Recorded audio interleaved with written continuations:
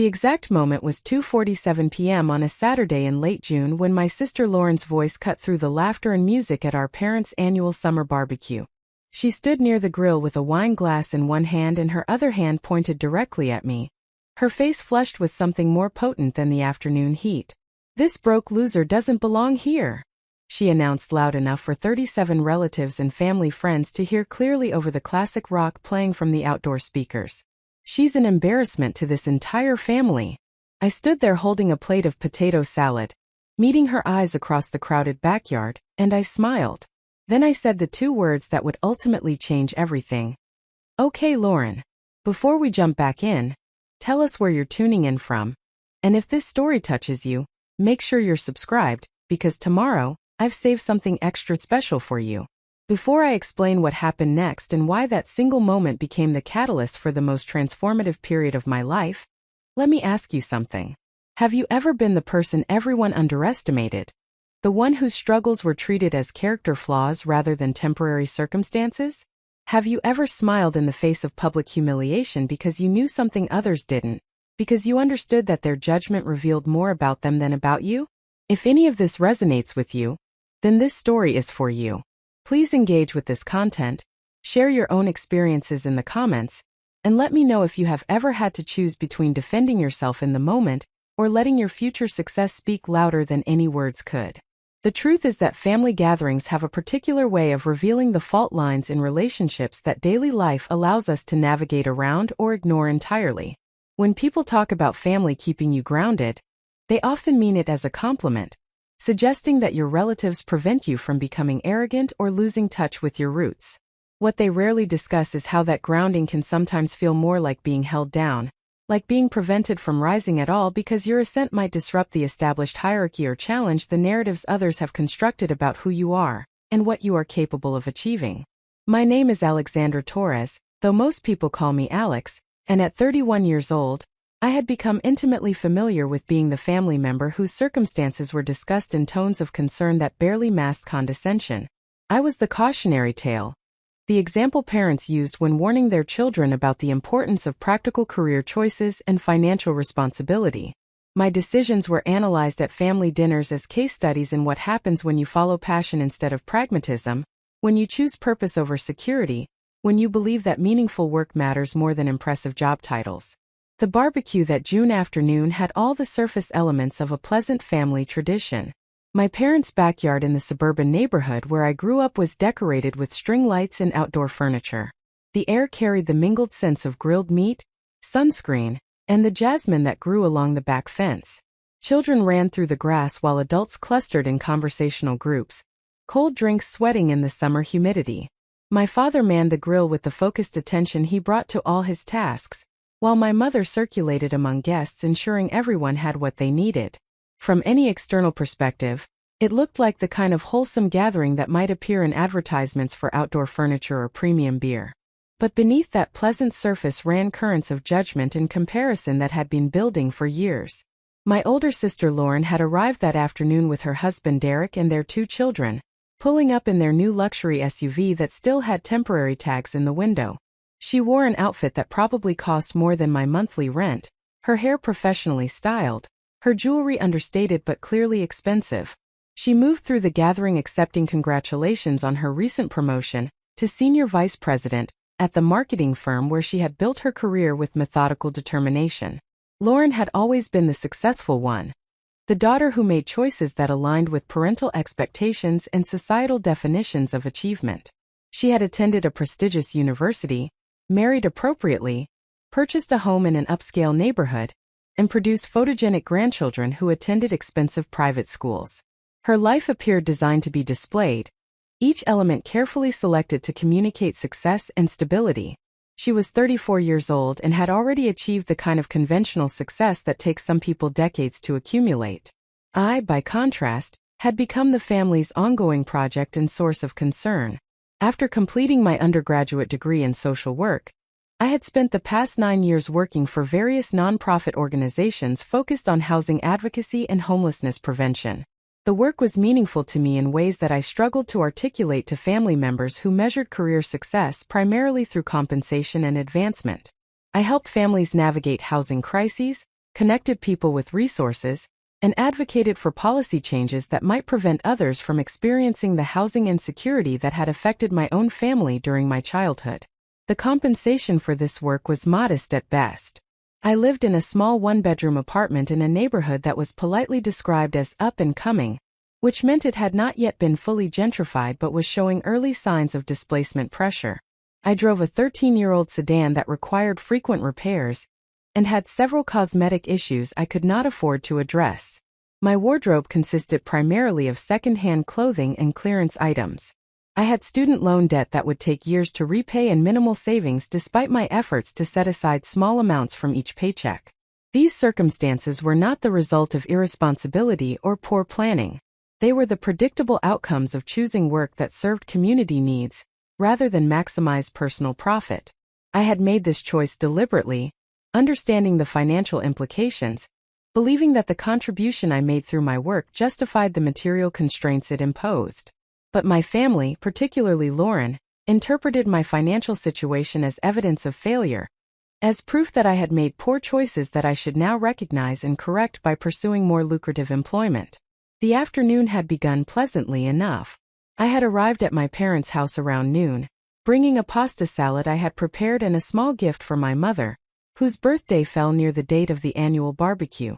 I had greeted relatives, played with my niece and nephew, and helped my father prepare the grill. For the first few hours, the gathering proceeded according to its familiar patterns. Conversations circulated through standard topics including work updates, children's activities, home improvement projects, and vacation plans. But I had noticed Lauren watching me throughout the afternoon with an expression I had learned to recognize over the years. It was the look she wore when she was preparing to say something she believed I needed to hear, when she was gathering evidence for points she intended to make.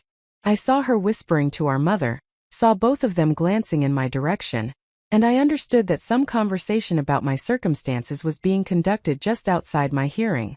The confrontation began almost casually. Lauren approached me near the beverage table where I was refilling my water glass. She opened with what might have sounded like friendly interest to anyone not familiar with her patterns. "So Alex, how's the nonprofit work going? Still saving the world on a shoestring budget?" Her tone carried an edge that transformed the question from genuine inquiry into veiled criticism. I responded with careful neutrality, explaining that I had recently been promoted to lead case manager at the housing advocacy organization where I worked. The promotion came with a modest salary increase and expanded responsibilities for training new staff and developing program protocols. I was proud of this advancement and had hoped it might shift family perceptions of my career trajectory, demonstrating that I was progressing even within a field that did not offer conventional markers of success. Lauren's response made clear that no amount of advancement within nonprofit work would satisfy her definition of acceptable achievement. "That's nice," she said with the kind of dismissiveness that made the compliment feel like criticism. "But seriously, when are you going to get a real job? You're 31 years old, Alex. You can't keep pretending that making poverty wages while helping other poor people is a sustainable career path. It's time to grow up and start building actual financial security." I felt the familiar tightening in my chest that accompanied these conversations, the combination of frustration and hurt that came from having my choices and values dismissed so casually. But I maintained my composure and attempted to redirect the conversation. I explained that I found the work meaningful, that I was developing valuable skills in program management and community organizing, and that I believed social service work was legitimate and important regardless of its compensation structure. This measured response only seemed to frustrate Lauren further. She set down her wine glass with enough force that several people nearby turned to look. Her voice rose slightly as she continued. "Meaningful? Alex, you can't pay rent with meaning. You can't build a retirement fund on good intentions. Do you know how embarrassing it is when my colleagues ask about my family, and I have to explain that my sister is 31, and still struggling to make ends meet because she insists on working for organizations that can barely keep their lights on?" The conversation was attracting attention now. Other family members were beginning to orient toward us, conversations pausing as people registered the tension in Lauren's voice. I could see my mother making her way across the yard with an expression of concern, could sense the gathering's pleasant atmosphere beginning to fracture around this emerging conflict. I kept my voice low and even, hoping to de-escalate before the situation became a full spectacle.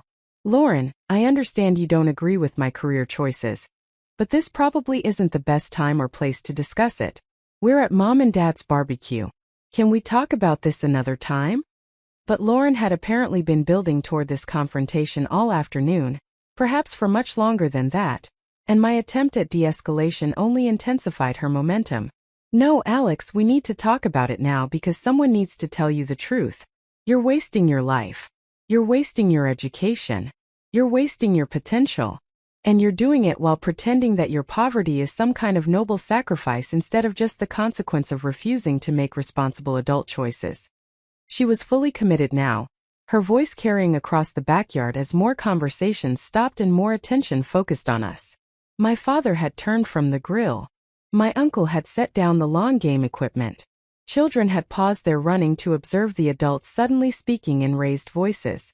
The entire gathering was reorganizing itself around this conflict, and I understood that whatever happened next would be remembered and discussed long after the barbecue ended. My mother reached us, placing a hand on Lauren's arm in a gesture that was meant to be calming, but seemed only to redirect her focus. Lauren, sweetheart, please. This is supposed to be a celebration. Let's not do this right now. But Lauren shook off our mother's hand and turned back to me with even greater intensity. The wine she had been drinking throughout the afternoon was lowering her normal filters, but I suspected the sentiment behind her words had been there all along, simply waiting for the right moment and sufficient courage to be expressed publicly. Do you know what Derek's colleagues said at the company dinner last month when I mentioned I had a sister? She continued, her face flushed with emotion and afternoon heat. They asked what you do, and when I said you work for a homeless advocacy nonprofit, they got that sympathetic look like you're somehow damaged or couldn't succeed in a real career. Do you have any idea how humiliating that is for me? To have my successful career overshadowed by questions about my struggling sister who chose poverty as a lifestyle? Preparing and narrating this story took us a lot of time, so if you are enjoying it, subscribe to our channel, it means a lot to us. Now back to the story. The words landed like physical blows, each one revealing the depth of her embarrassment about my circumstances, and her fundamental misunderstanding of the difference between choosing meaningful work with modest compensation and choosing poverty itself. I felt the familiar urge to defend myself, to explain once again why the work mattered, to articulate the difference between financial wealth and other forms of value. But I also felt something else, a recognition that no explanation I could offer would satisfy someone who had already decided that my choices were indefensible. I opened my mouth to respond, but Lauren was not finished. She had reached the point of full disclosure, where years of accumulated judgment and frustration were emerging without filter or restraint. And don't even get me started on how you look, she continued, gesturing at my outfit with obvious disdain. Those clothes look like they came from a thrift store, which they probably did. You're at a family gathering and you can't even be bothered to dress like you care about making a decent impression. You show up looking like someone we should be helping instead of someone who belongs here with successful people who have their lives together. The crowd around us had grown larger and more attentive. I could see various expressions on the faces of relatives and family friends. Some looked uncomfortable with Lauren's public attack. Some appeared sympathetic to her frustration. Some seemed simply interested in the drama unfolding before them, grateful for entertainment more compelling than the usual pleasant small talk. My parents stood nearby looking distressed, caught between their successful daughter's legitimate frustration and their struggling daughter's humiliation. Then came the statement that would define the entire afternoon, the words that Lauren had apparently been building toward since the moment I arrived. She took a step closer to me, her voice rising to ensure everyone in the backyard could hear clearly. The truth is, Alex, you're an embarrassment. This broke loser doesn't belong here. You don't belong at family gatherings where people have worked hard to build successful lives. You're a reminder of failure, of what happens when you make selfish choices and refuse to grow up. You're 31 years old with nothing to show for it except student debt and a beat-up car. You're a cautionary tale, not a success story, and frankly, I'm tired of being associated with your failure. The backyard had gone completely silent. Even the music seemed to have faded into the background. Every person present was watching to see how I would respond to this comprehensive public condemnation. I could feel the weight of their attention, could sense their curiosity about whether I would cry, argue back, or simply leave in humiliated silence. I stood there holding my plate of potato salad, which suddenly seemed like an absurd prop for this moment. I looked at Lauren's flushed face, at her expensive clothes and jewelry, at the anger and embarrassment radiating from her. I looked at my parents' distressed expressions, at the curious faces of relatives and family friends, at the entire assembled gathering waiting for my response to being called a broke loser who did not belong at my own family's barbecue. And in that moment something clarified for me with absolute precision. I understood that nothing I said would change Lauren's mind or alter the fundamental values gap between us. I understood that defending myself would only extend a conflict that could not be resolved through argument. I understood that the people present would form their own judgments regardless of what I said, and that those judgments revealed more about their values than about my worth. Most importantly, I understood something that Lauren did not. For the past 3 months, I had been working on something significant, something that would fundamentally alter my professional trajectory and my financial circumstances. I had been keeping it private, not from secrecy but from caution, waiting until certain elements solidified before sharing information that might prove premature. Lauren's public attack was occurring at precisely the moment when I had the most reason to feel confident about my choices and my future, even though she had no way of knowing this. So instead of defending myself or matching her anger with my own, instead of explaining or arguing or trying to make her understand, I simply smiled. It was not a smirk or a grimace but a genuine smile born from recognition that her judgment no longer had power over me, that I had moved beyond needing her approval or validation. "Okay, Lauren," I said quietly, just loud enough for those nearby to hear. Then I set down my plate, walked calmly to the side gate, and left my parents' backyard without another word to anyone present. The walk to my car was perhaps 50 feet, but it felt like miles. I could sense the eyes on my back, could imagine the conversations that would immediately commence once I was out of earshot. Some would criticize Lauren for her harshness. Some would sympathize with her frustration. Most would probably discuss my circumstances and my choices with that mixture of pity and judgment that had become familiar background noise in my family relationships. I sat in my 13-year-old sedan with its various cosmetic issues and mechanical quirks, and I took several deep breaths before starting the engine. My hands were shaking slightly, not from upset but from the adrenaline that follows confrontation. I felt an unexpected sense of liberation, as though Lauren's public condemnation had somehow released me from an obligation I had not fully recognized I was carrying. As I drove away from my parents' neighborhood, I was not thinking about Lauren's anger or my family's judgment or the humiliation of being publicly called a loser. I was thinking about the meeting I had scheduled for Monday morning, about the offer letter I had received 2 weeks earlier, about the decision I had been carefully considering and had finally resolved to accept. 3 months earlier, I had been approached by the director of a national housing advocacy foundation with an unexpected proposition. They had been following my work, had been impressed by several policy papers I had authored and presentations I had delivered at conferences.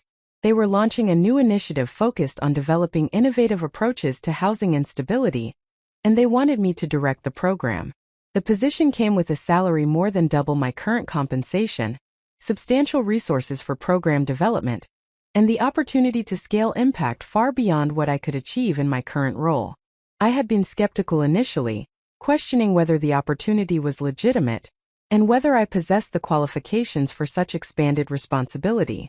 But through subsequent conversations and interviews, I had come to understand that the position was real, that my experience and expertise were precisely what they were seeking, and that accepting would represent a significant advancement in both impact and compensation. The offer had been extended 2 weeks before the barbecue. I had been deliberating carefully, analyzing the implications for my life and work, discussing the opportunity with trusted colleagues and mentors. I had been planning to inform my family once I made a final decision, wanting to share news that was concrete rather than speculative. Lauren's public attack had inadvertently resolved any remaining hesitation I felt about accepting the position. Her condemnation of my choices and her embarrassment about my circumstances had clarified that I owed her no explanations, no justifications, no defense of decisions that reflected my values rather than hers. I had been living my life seeking validation that would never come from people who measured worth exclusively through financial markers. It was time to stop seeking that validation and simply continue building the life and career that aligned with my authentic priorities. As I drove home that afternoon, I felt something shift fundamentally in my relationship to my family and their judgments. I had spent years trying to help them understand why my work mattered, why meaningful contribution could justify modest compensation, why success could be measured through impact rather than accumulation. But that effort had been misplaced. They did not need to understand or validate my choices. I needed to stop requiring their understanding and validation as prerequisites for feeling confident about my path. The backyard declaration that afternoon, Lauren's public condemnation, and my quiet departure would become the story that defined this period of my life. But not in the way Lauren intended. She had meant to shame me into recognizing my failure and changing my trajectory.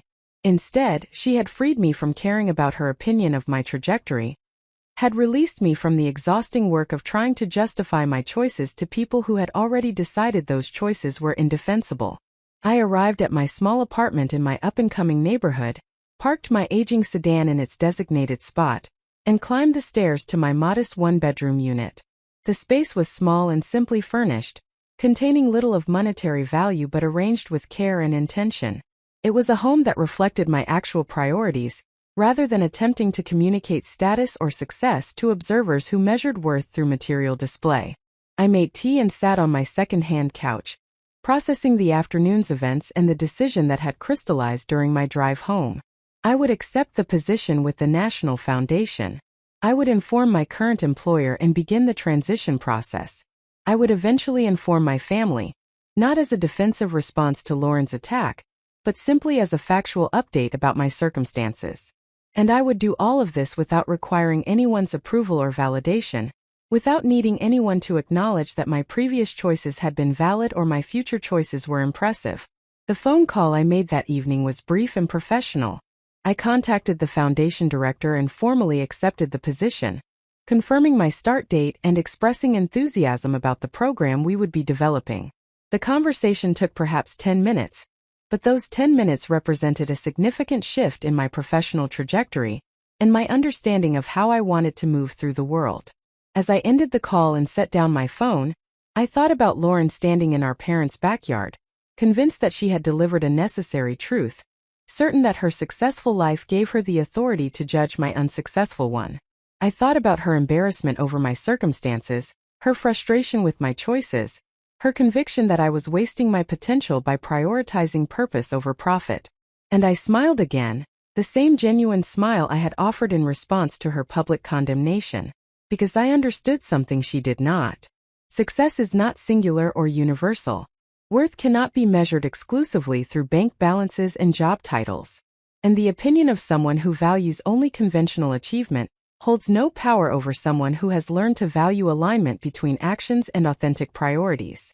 The backyard barbecue on that June afternoon was meant to be a pleasant family tradition, a gathering that reinforced bonds and created positive memories.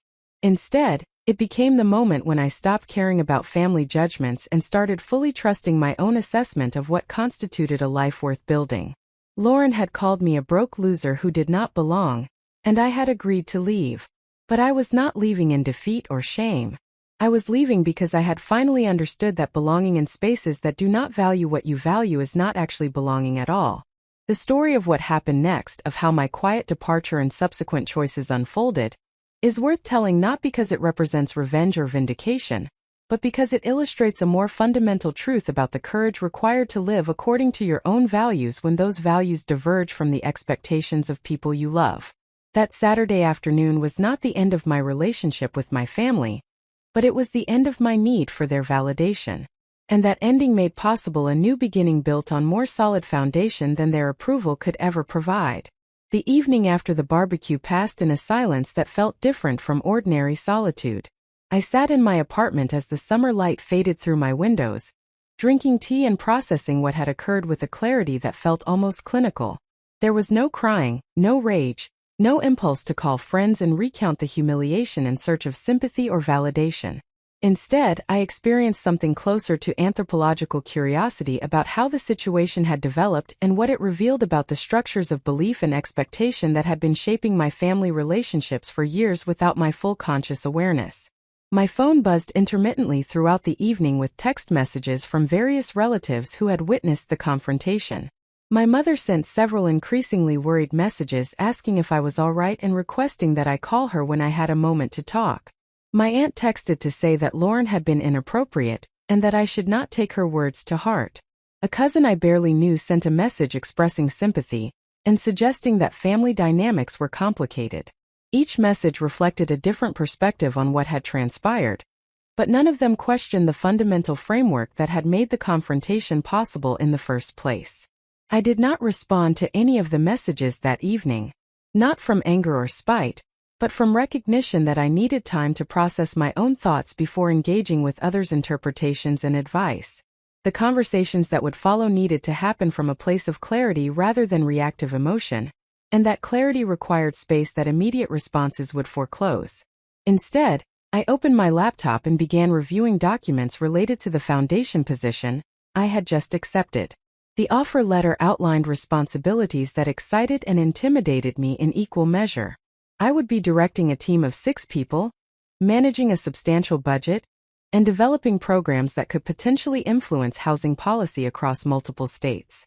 The scope was far beyond anything I had managed in my current role, representing not just an incremental advancement, but a fundamental shift in the scale of impact I could pursue. Reading through the materials, I thought about the gap between how my family perceived my professional trajectory and the actual arc of development I had been following. They saw stagnation and failure, someone stuck in entry-level nonprofit work approaching mid-30s without significant advancement. They measured my career against conventional corporate progressions, where compensation and title changes occurred at predictable intervals for people who were successfully navigating their fields. What they did not see, because I had not effectively communicated it and they had not been positioned to recognize it, was that I had been steadily building expertise in a specialized domain. Over 9 years, I had developed deep knowledge about housing systems, policy mechanisms, funding structures, and intervention strategies. I had published research that was cited by other professionals in the field. I had presented at national conferences where my work was respected by people who understood the complexity of the challenges I addressed. I had built a professional reputation that existed entirely outside my family's awareness, in networks they did not access and according to standards they did not recognize as legitimate. The foundation had not approached me randomly or charitably. They had identified me through my professional accomplishments as someone who possessed precisely the combination of practical experience and strategic thinking they needed for their new initiative. The position was not being offered despite my unconventional trajectory, but because of it, because my years working directly with housing-insecure families had given me insights that could not be gained through more prestigious but less grounded career paths. This disconnect between internal and external assessment revealed something important about how judgment operates within families. My relatives had intimate knowledge of certain aspects of my life, particularly the visible markers of financial constraint like my aging car and modest apartment. They could observe that I dressed in inexpensive clothing, that I declined to participate in costly family activities, that I occasionally needed to defer purchases that others made casually. These observable facts became the primary data points through which they evaluated my overall success and worth. What they could not easily observe was the less visible dimension of professional development and expertise accumulation. They did not attend the conferences where I presented research. They did not read the policy papers I authored. They did not witness the consultations where organizations sought my advice on program design. They did not participate in the professional networks where my contributions were valued and respected. This entire dimension of my professional identity existed outside their perceptual field, making it effectively invisible to their assessment process. Lauren's public condemnation was rooted in this asymmetry of information. She knew that I struggled financially and concluded that this struggle indicated failure. She did not know about the professional recognition I had earned or the opportunities that recognition was generating. Her judgment was based on partial information interpreted through a framework that recognized only certain forms of value and achievement. Within that framework, her conclusions were entirely logical. The problem was not the logic but the framework itself, the assumption that financial compensation was the primary or exclusive measure of professional success and personal worth. Recognizing this helped me understand why my previous attempts to explain my choices had been ineffective. I had been trying to convince my family to value what I valued, to measure success according to criteria that made my trajectory appear successful. But this was fundamentally asking them to abandon their entire framework for understanding achievement and adopt mine instead. The failure of communication was not about explanation quality but about framework incompatibility. We were operating with different definitions of success, and no amount of articulation could bridge that gap unless one side was willing to question their fundamental assumptions. The next morning brought more messages, including one from my father asking if I would join him for breakfast at the diner where we occasionally met for conversation outside the context of larger family gatherings. I agreed, curious about what he wanted to discuss and ready to engage with at least some of the fallout from the previous afternoon. My father was already seated in a booth when I arrived, coffee steaming in front of him and a menu he was not reading lying on the table. He looked tired in a way that went beyond physical exhaustion, wearing the expression of someone who had spent the night wrestling with difficult questions without arriving at satisfying answers. We ordered our food with minimal conversation, both of us understanding that the real discussion would begin once the formalities of ordering were completed. When the server departed, my father spoke with the careful deliberation he brought to conversations he had rehearsed mentally. He explained that my mother was very upset about what had happened at the barbecue, that Lauren had also called them the previous evening to discuss the situation, and that he wanted to understand my perspective before forming his own conclusions about how the family should address the conflict. I appreciated his attempt at fairness, his instinct to gather information from multiple sources before judgment, but I also recognized that his framework for understanding the situation was similar to Lauren's, differing primarily in tone rather than substance. He began by acknowledging that Lauren's public confrontation had been inappropriate in its execution and timing, that family conflicts should be addressed privately rather than as spectacle. But having established this criticism of her method, he proceeded to validate much of her content. He explained with obvious discomfort that he and my mother had been concerned about my financial situation for several years. They worried that I was not building adequate savings or retirement security. They feared that I was limiting my future options by remaining in a field with constrained compensation structures. They questioned whether I fully understood the long-term implications of my career choices, whether I was being realistic about the life I would be able to build on a nonprofit salary.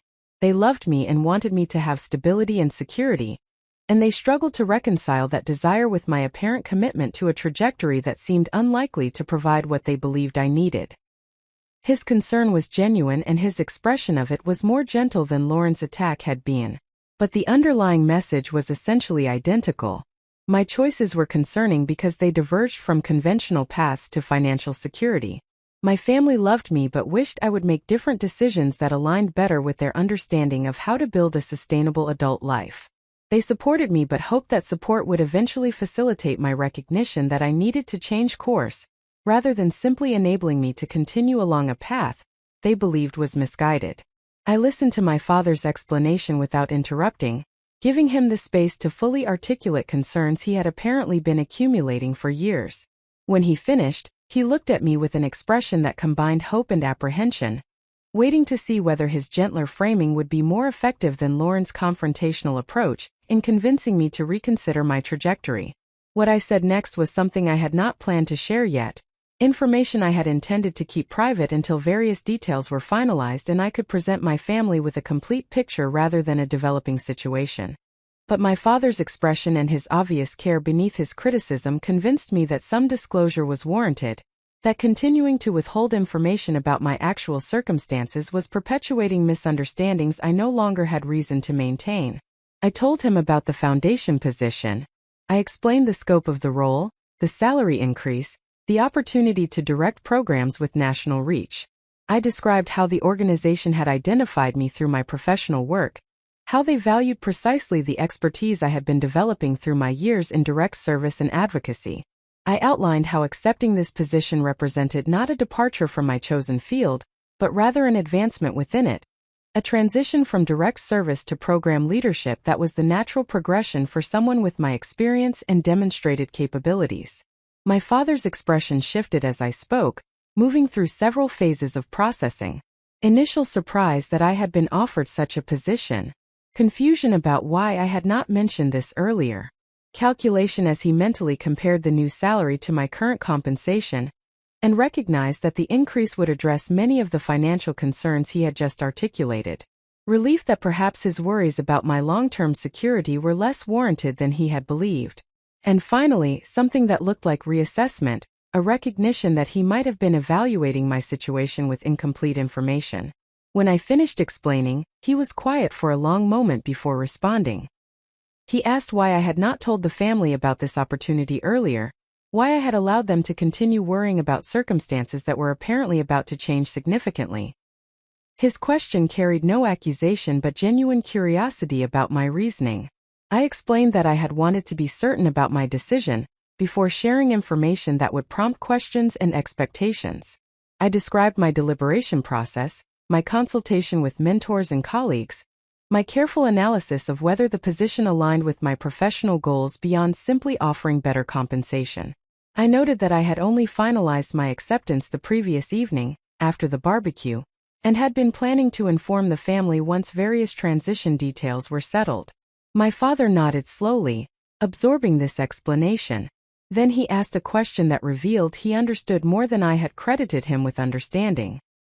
He asked whether Lauren's attack had influenced my decision to accept the position, whether I was making this choice partially in reaction to her judgment rather than purely based on the opportunity's merits. It was a perceptive question that I had already asked myself during my deliberations. I acknowledged that Lauren's public condemnation had clarified certain things for me, had helped me recognize that I had been seeking family validation that was unlikely to come regardless of my achievements. But I assured him that the decision to accept the position was based primarily on professional assessment, rather than emotional reaction. The opportunity was strong enough to justify the transition independent of family dynamics, and I had concluded that accepting would serve my career development and expand my capacity for impact in ways that staying in my current role would not. We talked for another hour, the conversation ranging across various topics related to my professional development, my financial management, and my relationship with the family. My father shared his own regrets about career choices he had made, moments when he had prioritized security over potential satisfaction, and wondered whether different decisions might have led to more fulfilling work. He expressed pride in my commitment to meaningful work, while also acknowledging his fear that such commitment would leave me economically vulnerable in ways he wanted to protect me from experiencing. What emerged from this conversation was a more nuanced understanding between us. My father had been judging my choices through the lens of his own experiences and fears, projecting onto me concerns that were rooted in his own relationship to work and security.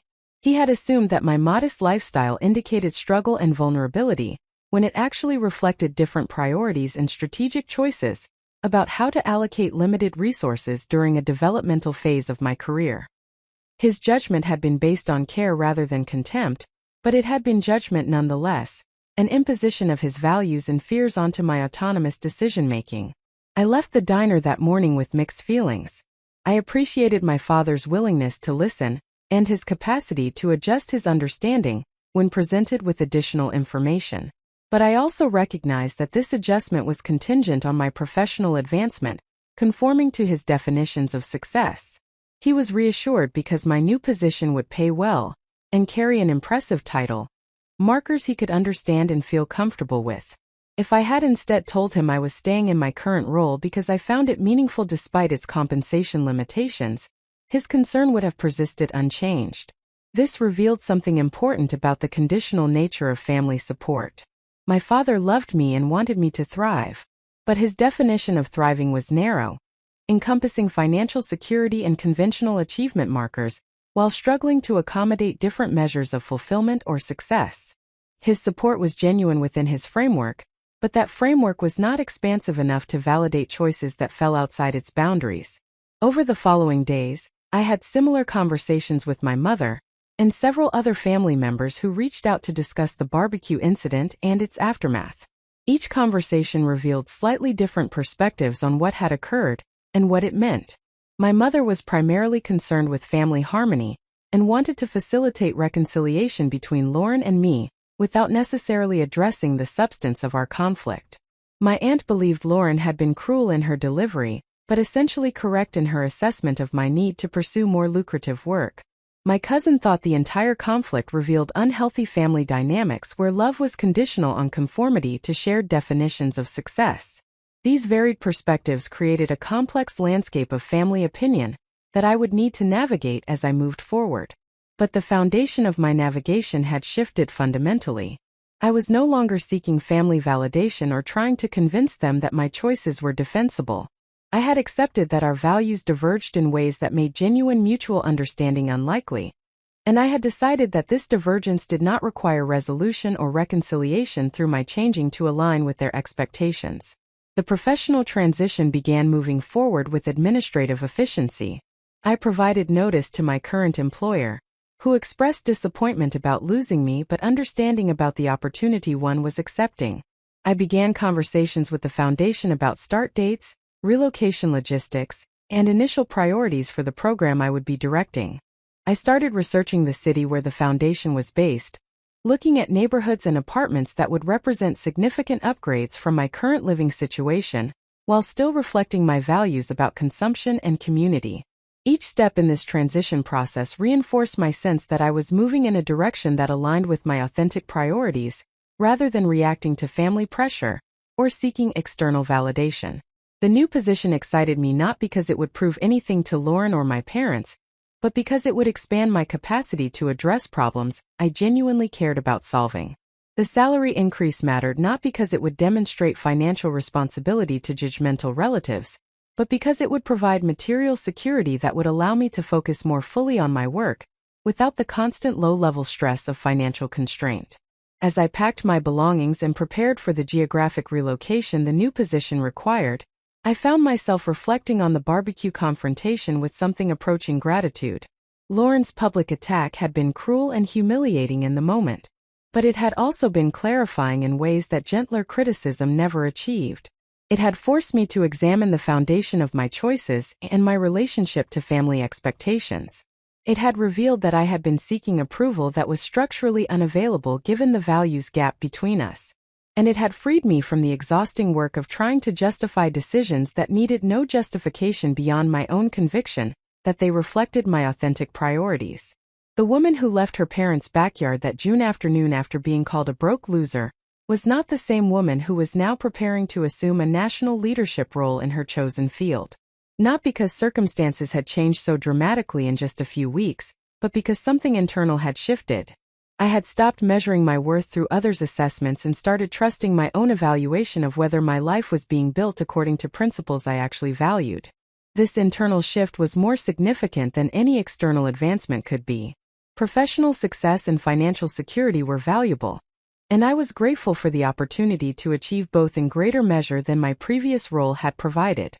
But the more fundamental transformation was psychological and relational. I had learned to distinguish between legitimate external feedback that helped me grow and judgmental criticism that reflected others' limitations rather than my own. I had developed the capacity to remain connected to family while not requiring their validation or approval. I had discovered that belonging in spaces that do not value what you value is not actually belonging at all, and that leaving such spaces can be liberation rather than loss. The architecture of judgment that had been constructed around me over years of family gatherings and concerned conversations had been revealed as exactly that, an architecture, a structure built from accumulated assumptions and projected fears rather than accurate assessment of my trajectory or potential. That structure had felt solid and authoritative, shaping how I understood myself and my choices. But it had been built on partial information and narrow definitions of success, and it could be dismantled once I recognized that its authority was granted rather than inherent. As I closed the final boxes in my apartment and prepared for the next chapter of my professional and personal development, I thought about Lauren at that barbecue, so certain that her public condemnation was necessary truth-telling, convinced that her successful life gave her authority to judge my unsuccessful one. I wondered whether she would eventually learn what I had learned, that success is not singular or universal, that worth cannot be measured exclusively through conventional achievement markers, and that the opinion of someone who values only narrow definitions of accomplishment holds no power over someone who has learned to value alignment between actions and authentic priorities. The broke loser who did not belong at that family barbecue was about to step into a role that would leverage everything she had learned through years of work that others had dismissed as wasteful or naive. The expertise built through direct service would inform program design at a national level. The relationships developed in underfunded nonprofits would become the foundation for scaled interventions. The values that had seemed impractical would shape initiatives that could influence policy and practice across multiple states. But more importantly than any of these professional outcomes, the woman leaving that small apartment was carrying forward a hard-won understanding about the difference between others' judgments and self-knowledge, between seeking external validation and trusting internal conviction, between belonging in spaces that require conformity and creating spaces that honor authenticity. That understanding would prove more valuable than any salary increase or impressive title, because it would provide foundation for building a life that reflected genuine values rather than inherited expectations. The summer afternoon when Lauren screamed that I was an embarrassment who did not belong would be remembered in my family as a moment of conflict and discomfort. But I would remember it as the moment when I stopped seeking belonging in spaces that could not accommodate who I actually was, and started building a life where belonging was based on authenticity rather than conformity.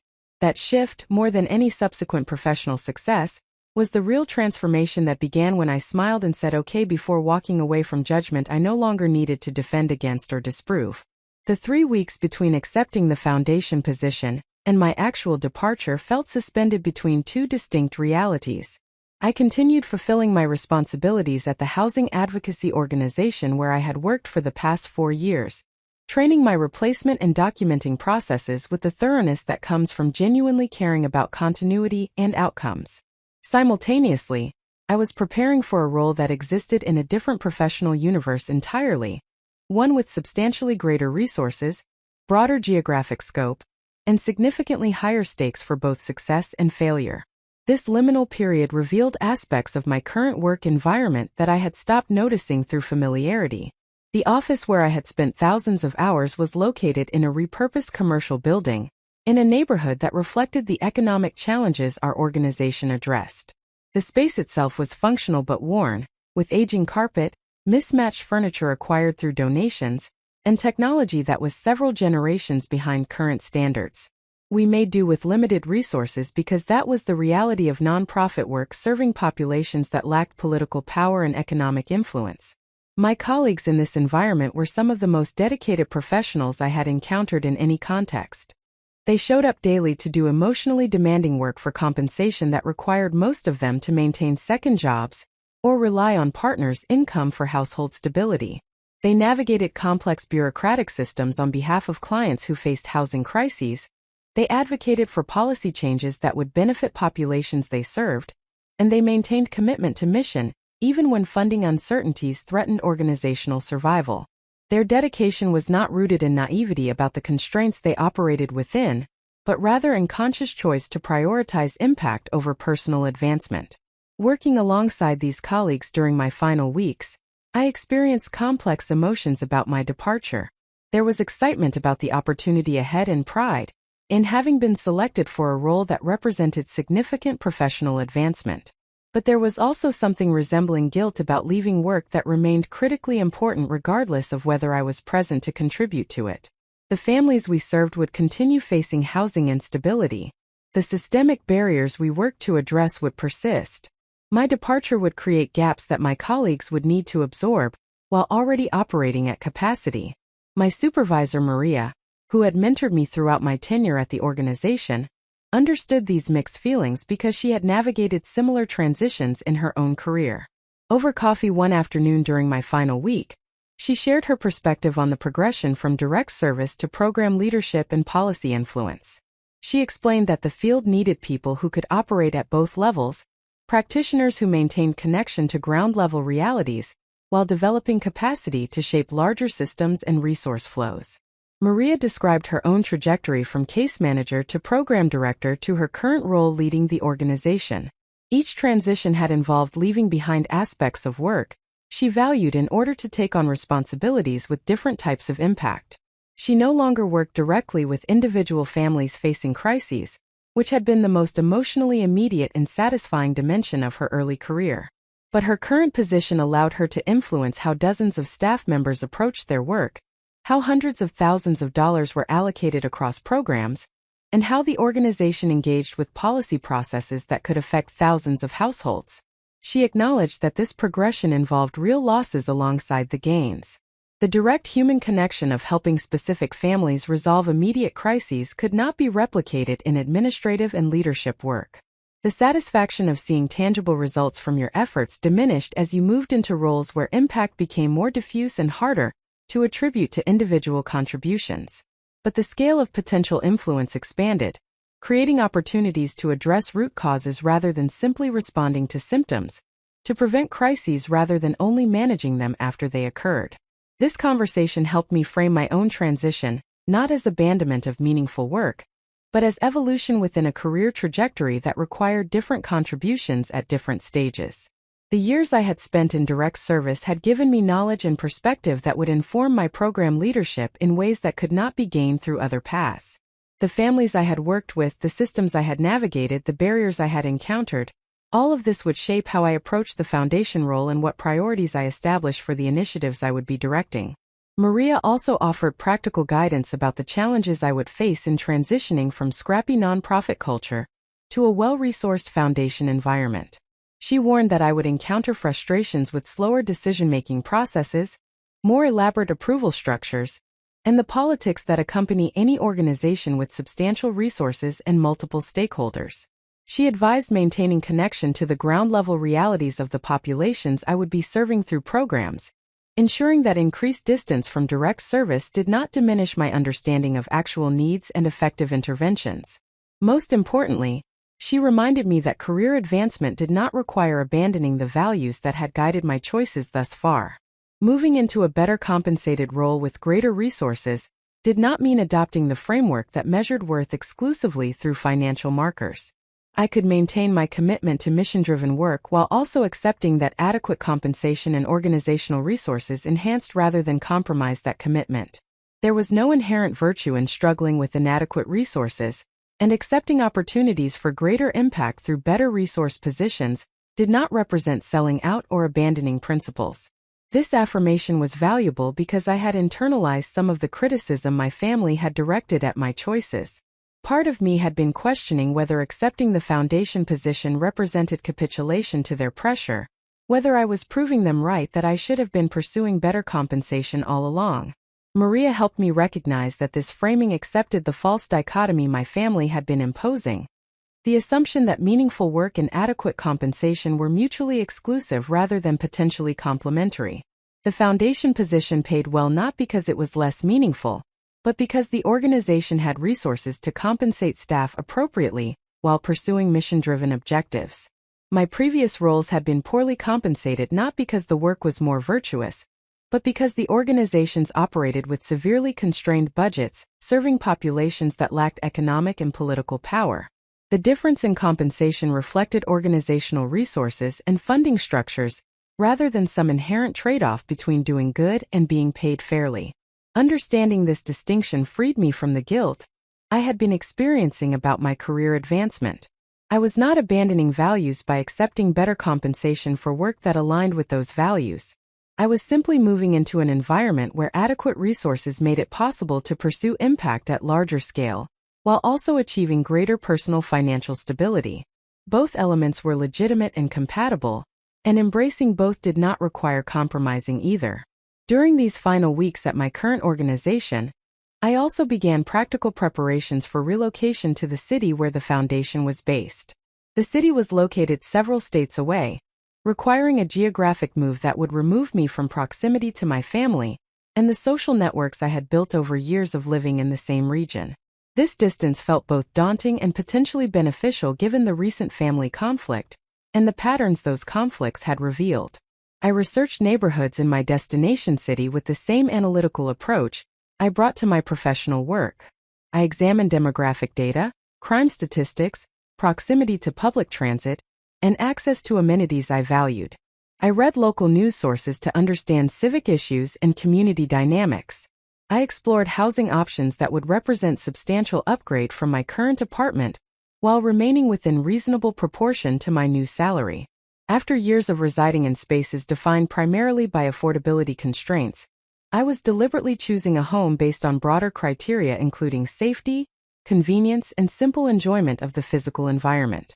The apartment I eventually selected was located in a neighborhood that exemplified the kind of revitalization I had been working to influence through my advocacy career. It was an area that had experienced economic decline several decades earlier, but was now seeing reinvestment and development, while maintaining demographic diversity and affordable housing stock.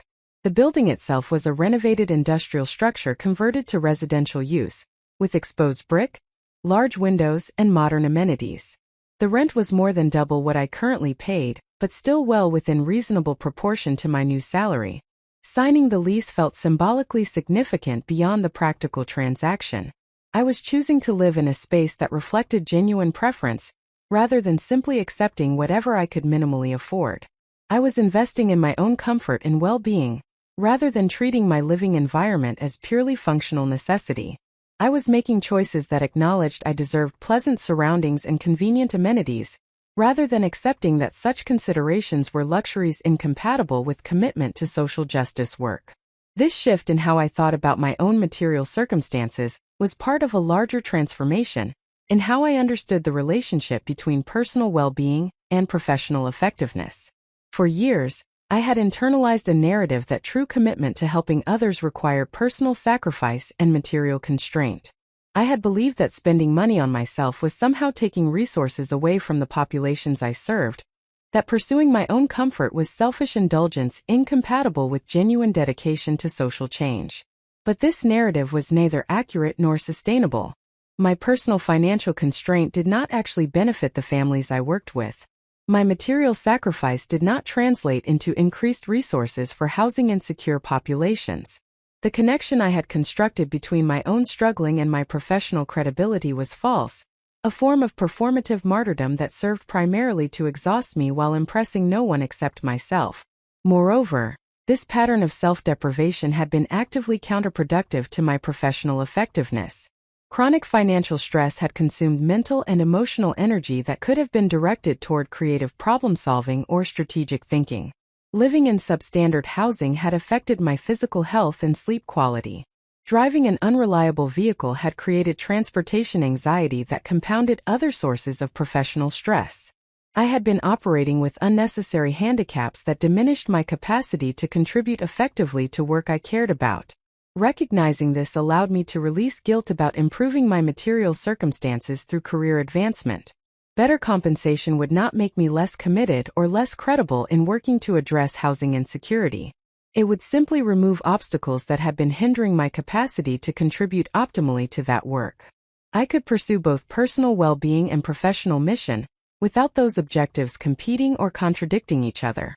The actual move occurred on a Saturday in mid-July with efficiency that reflected careful planning and minimal accumulated possessions. Everything I owned fit into a modest moving truck that I drove myself along highways connecting my former city to my new one. The journey took approximately 9 hours including stops for meals and fuel, providing extended time for reflection on the transition I was enacting and what it represented beyond simple geographic relocation.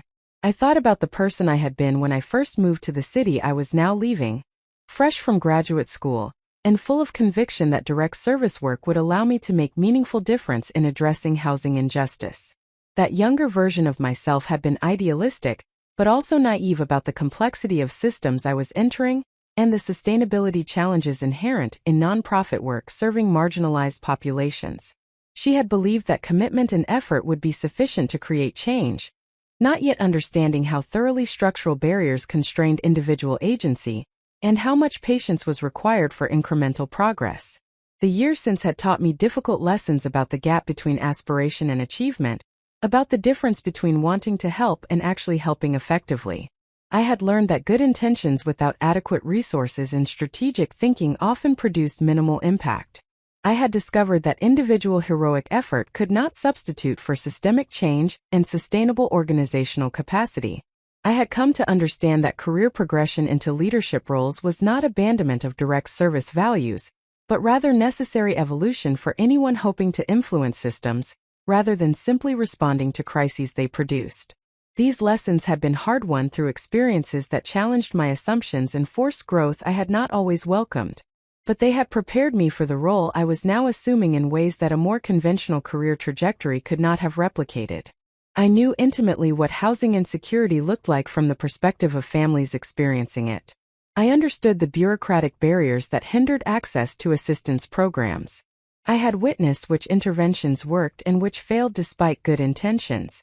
This knowledge was embodied and specific, rather than abstract and theoretical, grounded in hundreds of individual interactions with people navigating systems that were often more obstacle than support. Arriving in my new city as evening approached, I felt both exhaustion from the long drive and exhilaration about the fresh start this relocation represented. I had no family connections here, no established social networks, no accumulated history that would shape how people perceived me or what they expected from me. I was free to construct a new life according to current priorities rather than inherited patterns. I could be simply Alexandra Torres, Housing Policy Professional and Foundation Program Director, without the overlay of family narratives about struggle and failure that had colored perceptions in my former location. The first few weeks in the new city involved practical tasks of establishing residence and beginning work at the foundation. I unpacked boxes and arranged furniture in my new apartment, creating living space that felt genuinely mine rather than simply functional accommodation. I explored my neighborhood, identifying grocery stores and coffee shops and walking routes that would become part of new daily routines. I registered my vehicle, updated my driver's license, and completed the administrative tasks associated with establishing legal residence in a new state. Simultaneously, I was beginning work at the foundation and meeting the colleagues I would be working with in developing and implementing the new housing initiative. The foundation office occupied several floors of a downtown building with views of the city skyline and amenities that included a full-service cafeteria, fitness center, and collaborative workspaces designed by architects who understood how physical environment influences productivity and morale. The contrast with my former workplace was striking, not as judgment of either environment, but simply as observation of how organizational resources shape daily experience. My colleagues at the foundation were impressive in their expertise and credentials. Most held advanced degrees from prestigious universities. Many had worked at major policy organizations or government agencies before joining the foundation. They spoke fluently about research methodologies, policy frameworks, and strategic philanthropic approaches. They moved through the workspace with confidence born from knowing their contributions were valued, and their professional development was organizationally supported. In meetings during those early weeks, I sometimes felt the familiar impulse to prove myself, to demonstrate that I belonged in this environment despite my less conventional background. I noticed myself becoming more conscious of my speech patterns, my clothing choices, my references and conversational contributions. Part of me was performing competence and credibility for colleagues who might question whether someone from direct service nonprofit work could function effectively in a foundation leadership role. But I also noticed these impulses and chose not to fully indulge them. I had valuable expertise that complemented rather than competed with what my colleagues brought to our work. They understood policy analysis and strategic philanthropy. I understood the lived experience of housing insecurity and the practical realities of service delivery. Both forms of knowledge were necessary for developing effective programs, and neither was superior to the other despite conventional hierarchies that privileged certain credentials and career trajectories. My supervisor at the foundation, a woman named Dr. Patricia Chun who held a doctorate in public policy and had spent 20 years in various research and leadership roles, seemed to recognize this explicitly. In an early conversation about my transition into the role, she acknowledged that my background was precisely why I had been recruited. The foundation had plenty of people who could analyze policy and manage budgets. What they needed for this particular initiative was someone who could ensure that programs remained grounded in actual needs and operational realities, rather than becoming abstract exercises in philanthropic strategy. Patricia explained that foundations often struggled with the distance between their resources and the populations they aimed to serve. Program officers could become disconnected from ground-level realities, designing interventions that looked elegant on paper, but failed to account for implementation challenges or misunderstood what communities actually needed. My role was partially to serve as bridge between the foundation's strategic interests and the practical requirements of effective service delivery, bringing perspective that could only come from direct experience in underfunded organizations serving vulnerable populations. This framing helped me understand how my background was asset rather than liability in this new environment.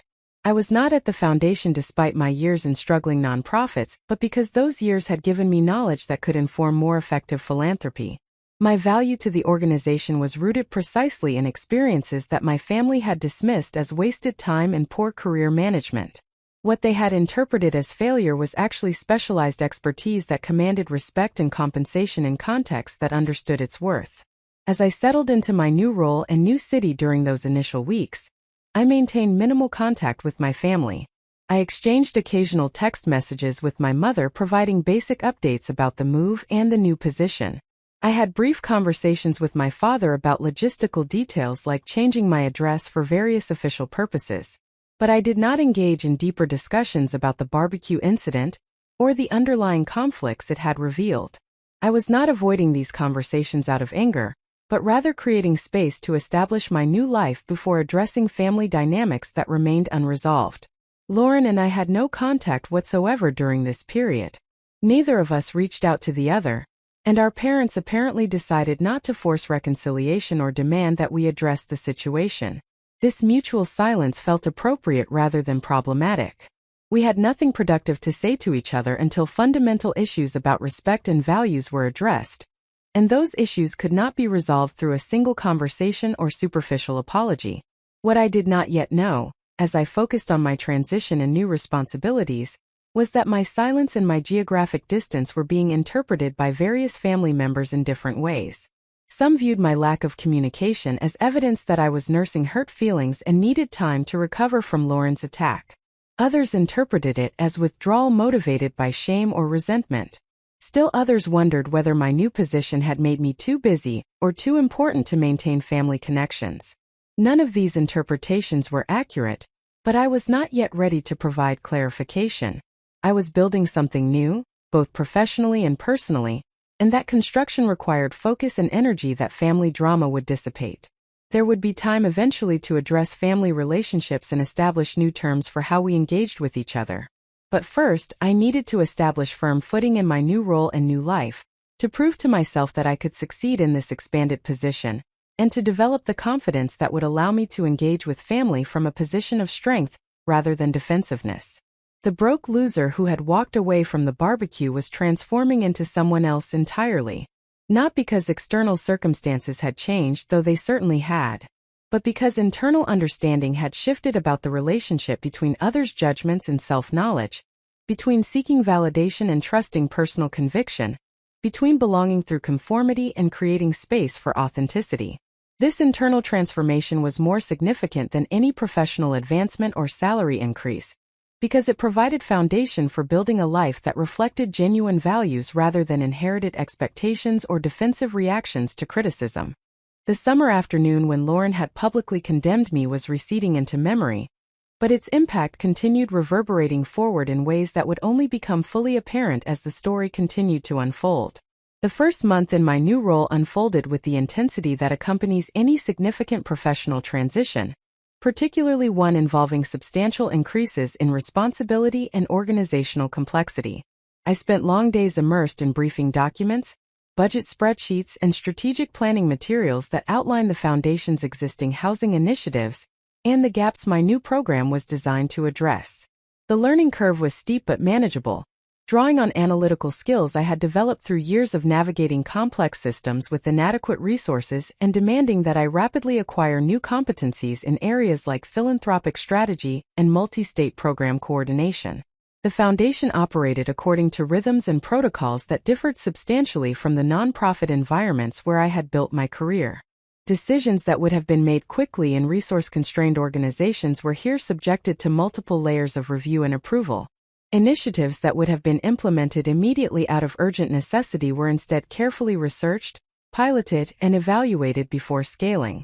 The pace felt simultaneously frustrating in its deliberation and refreshing in its thoroughness, representing a fundamentally different approach to social change work that prioritized sustainable systems over urgent responses. My primary responsibility during these initial weeks was developing a comprehensive program design for the Housing Stability Initiative I had been hired to direct. This required synthesizing research on effective interventions, analyzing gaps in current service delivery systems, identifying potential community partners across multiple states, and creating implementation frameworks that could adapt to varying local contexts while maintaining program fidelity. The work demanded both strategic vision and operational precision, requiring that I think simultaneously about long-term outcomes and immediate practical requirements. I approached this design work with the dual perspective that my background uniquely provided. I understood from direct experience what families facing housing instability actually needed, which interventions addressed root causes versus merely managing symptoms, and which programmatic approaches worked in theory but failed in practice due to implementation barriers. Simultaneously, I was learning to think at the scale and complexity that foundation resources enabled, considering how to leverage substantial financial investments to create systemic change rather than simply funding services that responded to crises one household at a time. The team I inherited included 6 staff members with varying levels of experience and diverse professional backgrounds. There was James, who held a doctorate in urban planning and brought sophisticated analytical capabilities to questions about housing markets and policy interventions. There was Keisha, whose background in community organizing gave her deep understanding of grassroots mobilization and resident leadership development. There was Michael, a former city housing director who understood municipal bureaucracies and the political dynamics that shaped local housing policy. The remaining team members brought expertise in research methodology, program evaluation, and grant management. Leading this team required navigating dynamics I had not previously encountered in my career. These were accomplished professionals who did not need basic supervision, but rather strategic direction and coordination that allowed their individual expertise to combine into coherent program design. My role was less about managing their daily work and more about establishing vision, facilitating collaboration across different disciplinary perspectives, and making decisions about priorities and resource allocation that shaped how the team's collective effort translated into program outcomes. In early team meetings, I observed the subtle assessments occurring as people evaluated my leadership capabilities and formed judgments about whether I possessed the competence to direct their work effectively. Some team members seemed initially skeptical about my relatively unconventional background, wondering whether someone from direct service nonprofit work could function effectively in a foundation environment requiring different skills and sensibilities. Others appeared more openly curious about what perspective I would bring and how my experience might complement the expertise they already possessed. I addressed these dynamics directly rather than allowing them to operate as unspoken subtext. In one of our first substantive working sessions, I acknowledged explicitly that my background differed from what might be conventional for someone in this leadership role. I noted that I lacked certain credentials and experiences that others in similar positions might possess. But I also articulated clearly what I brought to the work that was valuable precisely because of rather than despite my unconventional trajectory. I explained that I had spent years working directly with families navigating housing crises, giving me embodied knowledge about what housing insecurity actually looked like and which interventions genuinely helped versus merely appearing helpful on paper. I described how I had learned to operate effectively with severely constrained resources, developing creativity and efficiency that would serve our program design even though we now had substantially greater funding available. I emphasized that I understood the community-based organizations we would be partnering with, because I had worked in such organizations and knew their capacities, their constraints, and what they needed from foundation partnerships to be successful. This direct articulation of my value proposition seemed to shift the team dynamic in productive ways. Rather than positioning my background as deficit requiring apology or compensation, I framed it as distinctive expertise that complemented what other team members brought to our collective work. I was not asking them to overlook my unconventional credentials, but rather to recognize how those credentials provided perspective that would strengthen our program design and implementation. The team responded to this framing with what appeared to be genuine appreciation for the clarity and confidence it demonstrated. Several members later told me privately that they valued my directness about what I did and did not bring to the role, and that this honesty created foundation for more productive collaboration than if I had attempted to perform expertise I did not actually possess while downplaying the genuine expertise my background provided. As we moved into substantive program design work, the value of my perspective became increasingly evident through concrete contributions to our planning conversations.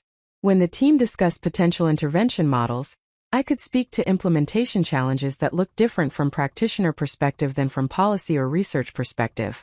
When we considered partnership structures, I could anticipate how community organizations would respond to various requirements and what support they would need to participate effectively. When we debated outcome metrics, I could identify which measures captured meaningful change versus simply what was easily quantifiable. These contributions were not superior to what other team members offered but rather complementary, filling gaps in our collective knowledge that would have persisted if the team consisted only of people with traditional foundation or policy backgrounds. The program we were designing became stronger and more grounded through incorporating multiple forms of expertise, and my role as director involved orchestrating how these different perspectives combined, rather than asserting dominance of any single viewpoint. One particular planning discussion illustrated this dynamic clearly.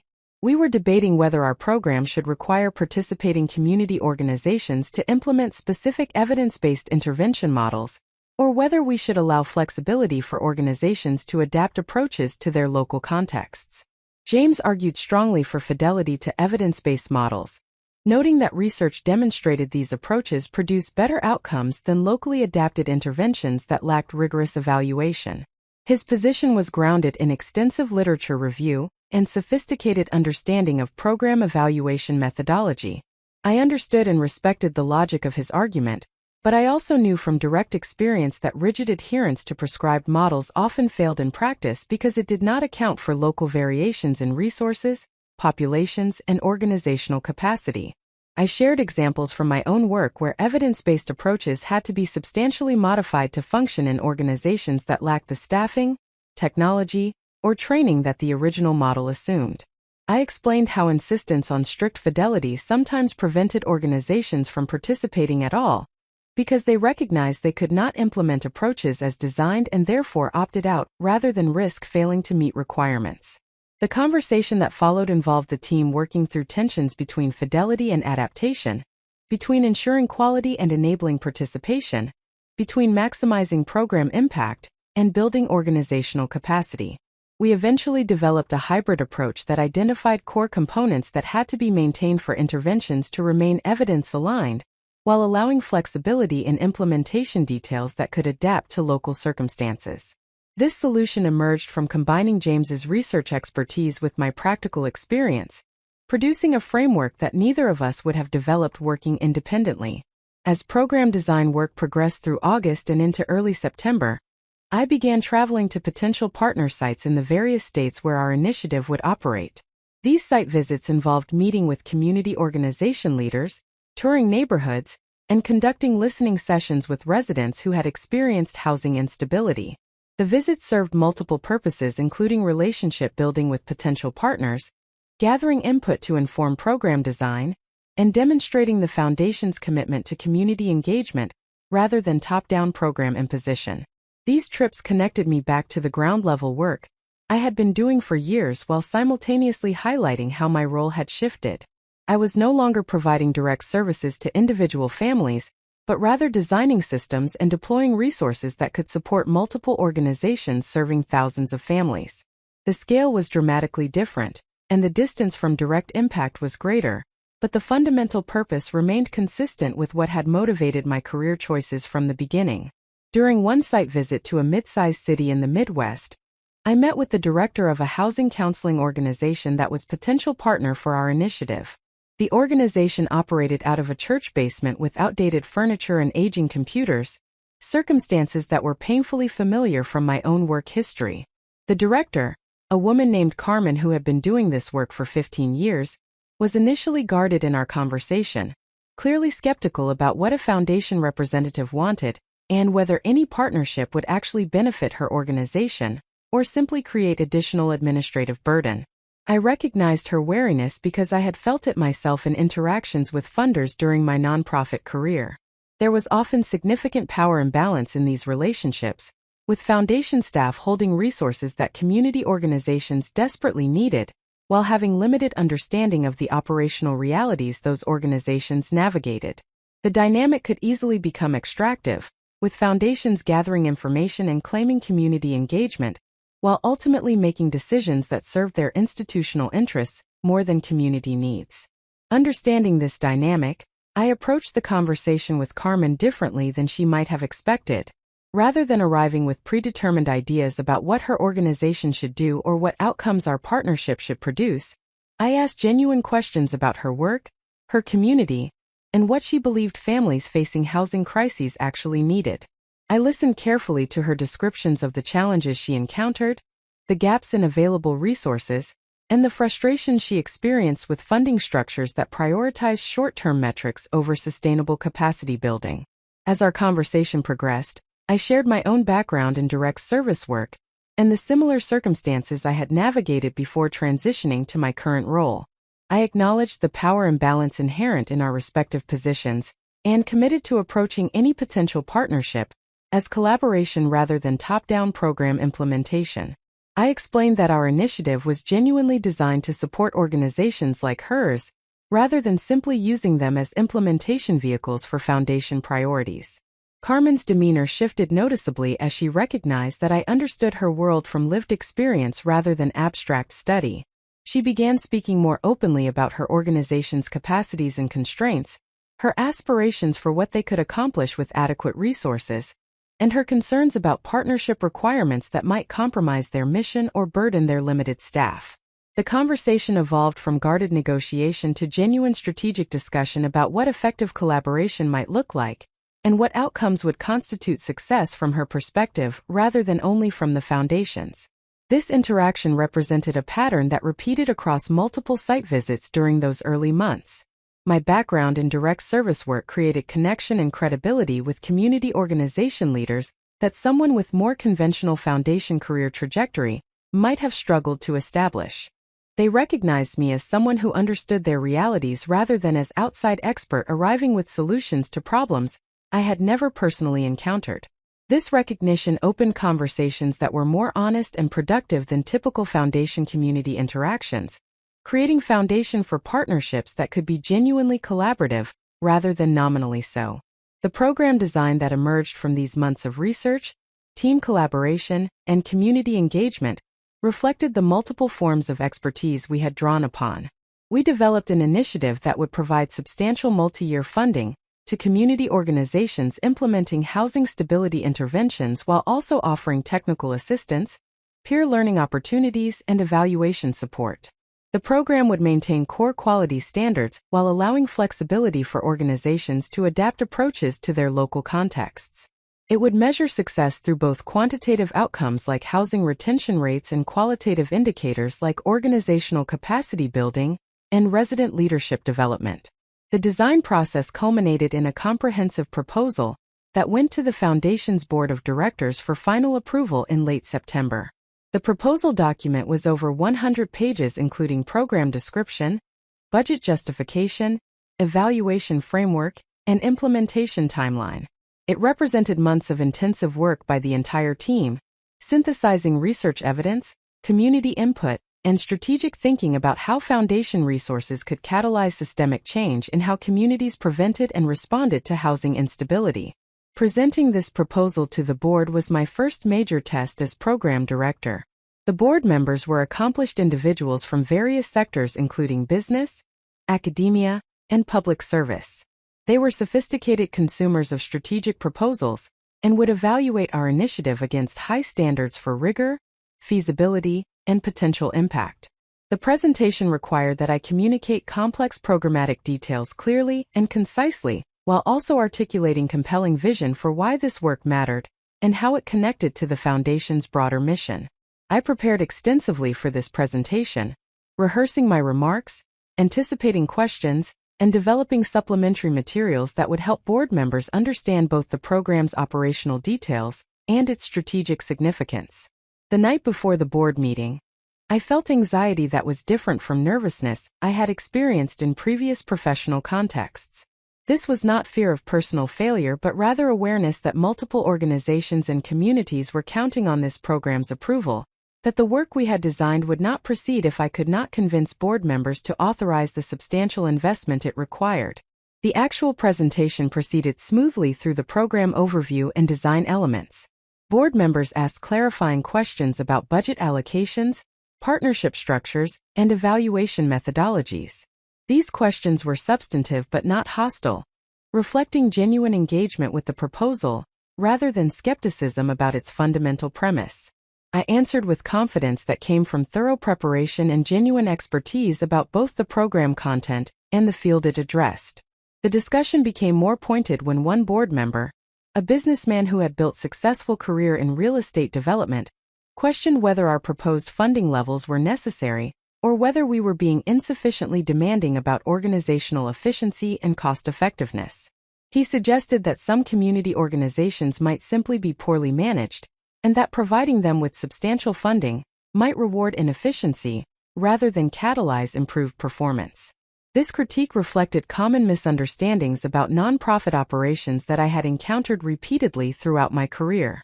The assumption that limited resources indicated poor management rather than sector-wide structural underfunding. The belief that organizations serving marginalized populations should operate with business sector efficiency standards despite lacking business sector resources and operating environments. The suspicion that adequate funding might somehow reduce, rather than enhance organizational effectiveness. I responded to this board member's concern with directness that might have seemed risky, but that I judged necessary for authentic engagement. I acknowledged that organizational capacity varied among community nonprofits just as it did among businesses, and that some organizations indeed struggled with management challenges. But I explained that chronic underfunding was the primary constraint limiting most organizations' effectiveness, not management deficiency. I described how organizations that appeared inefficient were often actually quite creative in maintaining operations despite resources that were structurally inadequate for the work they were attempting to accomplish.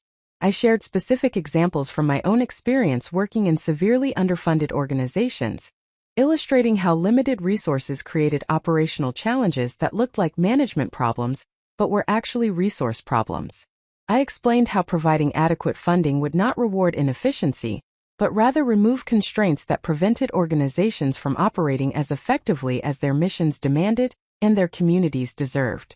I noted that our program design included substantial evaluation and technical assistance components that would support organizational development, while also ensuring accountability for results. The board member listened to this response with expression that suggested he was processing perspective he had not fully considered previously. He asked several follow-up questions that indicated genuine curiosity, rather than entrenched disagreement. The conversation that developed engaged several other board members, and ultimately strengthened the board's understanding of why our funding levels were appropriate rather than excessive. The board approved our proposal with enthusiasm, and provided authorization to proceed with full program implementation. The approval came with some modifications to timeline and budget allocation, but the core design remained intact, and the resources committed were sufficient to launch the initiative as we had envisioned it. Walking out of the board meeting, I felt profound satisfaction that came not from personal validation, but from recognition that work I believed in would now proceed, and that communities would benefit from resources and support our program would provide. The months between accepting my position and securing board approval for the program I was hired to develop represented a period of intensive professional growth and validation of capabilities I had been building throughout my career. I had successfully transitioned from direct service to program leadership, from local to national scope, from resource scarcity to resource adequacy. I had demonstrated that my unconventional background was asset rather than liability, that expertise gained through direct practice was valuable complement to more conventional policy and research credentials. More fundamentally, this period confirmed that my career choices had been building towards something significant, even when those choices looked from outside perspective like professional stagnation or poor judgment. The years I spent working in struggling nonprofits had not been wasted time or evidence of failure. They had been essential preparation for a role that required precisely the knowledge and sensibilities those years had developed. What my family had interpreted as inability to succeed in conventional careers was actually specialized expertise that commanded respect and compensation in contexts that understood its worth. During these months of intensive work, I maintained minimal contact with my family beyond occasional text messages providing basic updates. I had not spoken directly with Lauren since the barbecue incident, and my conversations with my parents remained brief and focused on practical topics rather than deeper relational issues. This limited contact was not motivated by ongoing anger, but rather by simple lack of time and energy for family dynamics while I was establishing myself in demanding new role. What I did not know during this period was that my silence and my professional progression were creating their own narrative within my family. Information about my new position, my relocation, and my responsibilities had circulated through family networks in fragmented form, creating incomplete picture that different family members interpreted according to their existing assumptions and biases. Some viewed my success as vindication of their concerns that I should have been pursuing better opportunities all along. Others wondered whether I was avoiding family out of lingering resentment about the barbecue confrontation. Still others questioned whether my new circumstances were as positive as they appeared, or whether I was exaggerating my advancement to save face after public humiliation. These varied interpretations were occurring beyond my awareness, as I focused on establishing competence in my new role and proving to myself that I could succeed at this level of professional responsibility. I was not trying to prove anything to my family because I had stopped organizing my choices around their judgments, but their judgments continued operating regardless, shaping how they understood my trajectory and what they anticipated about how our relationships would evolve. The foundation of competence I was building during these months would become crucial not just for my professional success, but also for how I would eventually address family relationships from a position of strength rather than defensiveness. But that addressing would come later. For now, the work itself commanded my attention and energy, drawing on everything I had learned through years of experience that others had dismissed as wasted, but that I now understood as essential preparation for exactly this moment and exactly this opportunity. October arrived with the satisfying momentum that comes from seeing abstract planning translate into concrete implementation. The board approval transformed our program design from theoretical framework into operational reality, requiring immediate action across multiple dimensions simultaneously. We needed to finalize partnership agreements with community organizations, establish evaluation protocols, develop training curricula for participating staff, and create communication materials that would articulate program purpose and requirements to diverse stakeholders. The work demanded sustained intensity and coordination across team members, whose expertise needed to combine efficiently despite different working styles and professional perspectives. My role during this implementation phase involved constant navigation between strategic oversight and operational problem-solving. I spent mornings in planning meetings with team members developing implementation timelines and resource allocation frameworks. Afternoons brought calls with prospective partner organizations negotiating partnership terms and addressing concerns about program requirements. Evenings often extended into reviewing drafts of training materials, evaluation instruments, and budget projections that required my approval before proceeding to next stages of development. The pace was demanding but energizing rather than depleting, because every task contributed directly to building something I believed would create meaningful impact. The partnerships we were establishing with community organizations represented the heart of our program's potential effectiveness. We had identified 28 organizations across 12 states that combined strong community connections with demonstrated capacity to implement housing stability interventions effectively. These organizations varied substantially in size and sophistication, ranging from well-established agencies with multimillion-dollar budgets and professional development systems to grassroots groups operating on minimal resources with volunteer leadership and passionate commitment compensating for limited infrastructure. This variation created implementation challenges because our program needed to provide appropriate support to organizations with very different baseline capacities. What a large established agency needed from foundation partnership differed fundamentally from what a small grassroots organization required. The large agency might primarily value flexible funding and evaluation support that could strengthen their existing programs. The small grassroots group likely needed much more intensive technical assistance, including help with financial management systems, staff training, and organizational development in addition to direct program funding. Designing a program structure that could accommodate this variation, while maintaining quality standards across all participating organizations required careful thinking about differentiation and customization.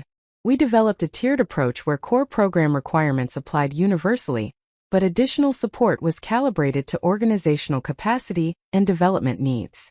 Organizations received baseline funding and participated in shared learning activities, regardless of their size or sophistication.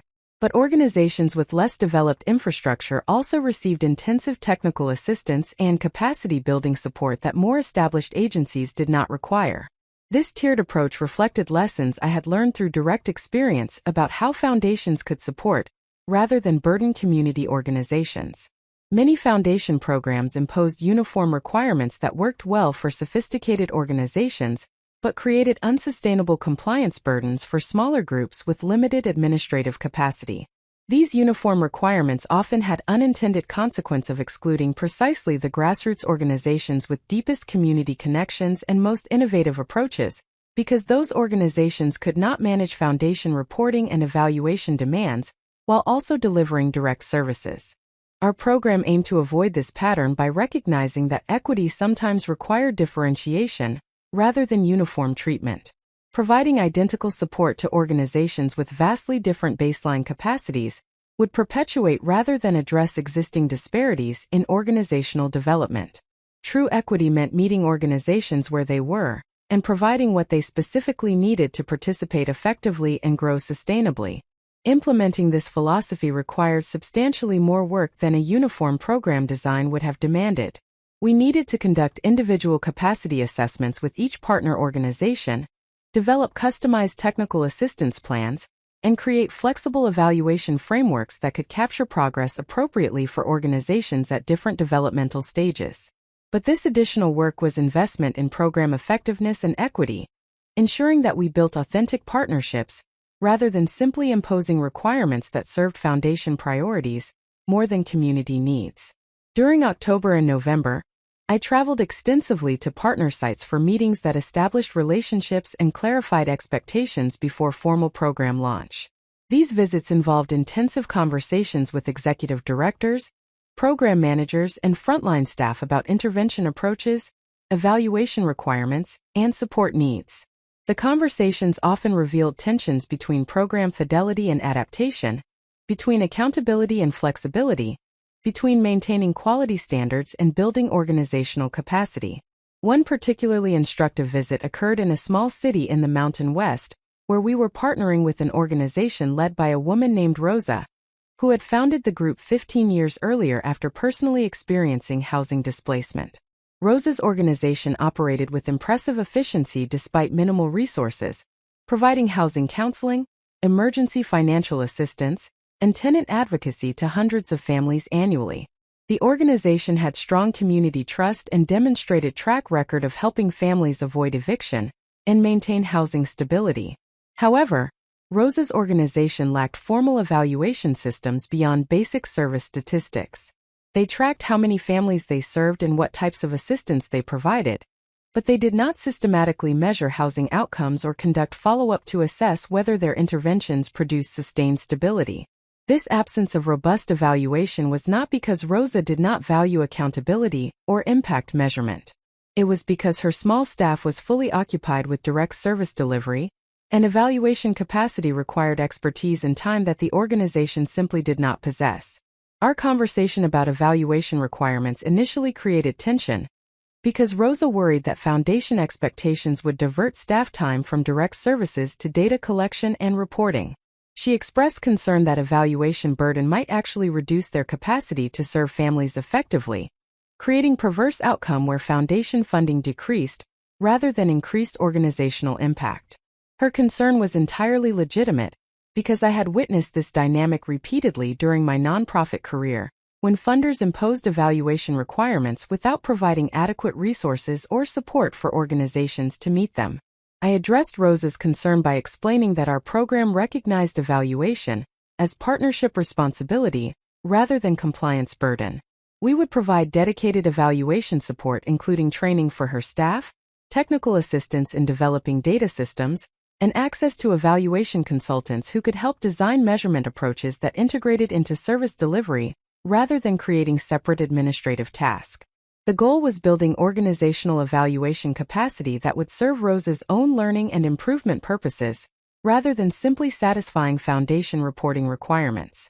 This conversation illustrated the importance of foundation staff understanding implementation realities from practitioner perspective. Someone without direct service experience might have interpreted Rose's evaluation concerns as resistance to accountability, rather than legitimate worry about capacity constraints. They might have responded by emphasizing evaluation importance and insisting on compliance rather than exploring how to make evaluation feasible and valuable for the organization. My background allowed me to recognize the genuine challenge Rosa identified and to design support that addressed that challenge rather than dismissing it. As partnerships were being established and implementation plans were being finalized, I also needed to attend to team dynamics and ensure that staff members were developing effectively in their respective roles. The team had been working with impressive intensity for several months, and that intensity was creating both productive momentum and emerging stress. People were working long hours, managing multiple complex tasks simultaneously, and navigating the inevitable challenges that accompany any new program launch. Some team members were thriving in this environment, while others were showing signs of strain that required attention before stress became unsustainable. I addressed these dynamics through combination of individual conversations and team-level process adjustments. In one-on-one meetings with each team member, I asked about their experience of the work, what aspects they found energizing versus draining, and what support they needed to maintain effectiveness without burning out. These conversations revealed that workload distribution had become uneven, with some people carrying disproportionate responsibility, while others had capacity to absorb additional tasks. They also identified communication patterns that were creating inefficiency, with people sometimes duplicating efforts or working on tasks without adequate coordination.